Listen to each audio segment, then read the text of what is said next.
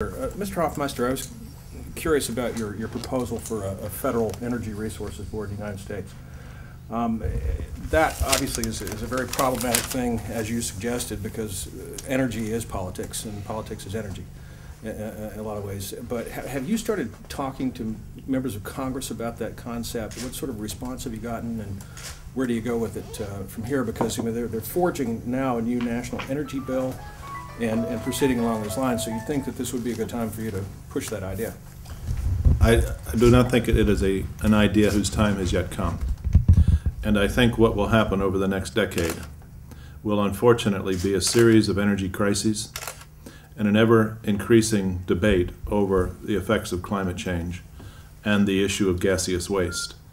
And I believe, as I said in my remarks, that the propensity, I should say, for partisan behavior will change the discussion over time, which is why I would approach it from a grassroots problem. I have brought the idea up in D.C. It has been summarily rejected by some elected officials that I've spoken with. It has been taken as an intriguing and interesting idea by others. So I'm patient, but I do not think that the political process as it has unfolded will succeed in achieving energy that's necessary or environmental regulation. Keep in mind, we've had 4 energy bills in 4 years in the United States, none of which will achieve energy security for the U.S.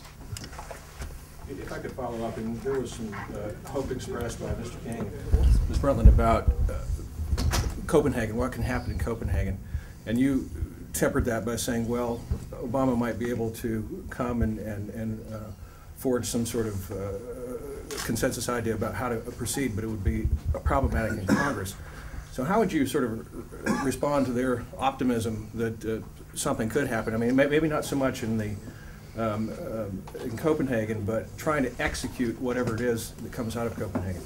If the stimulus bill is successful and the economy begins to recover later this year, I think it helps the chances in Congress that something will take place in 2010, following on Copenhagen. If the economy is in the doldrums, I think that most people will be focused on the November elections of 2010, and there will be less time and energy, human energy, available to discuss Copenhagen in the U.S.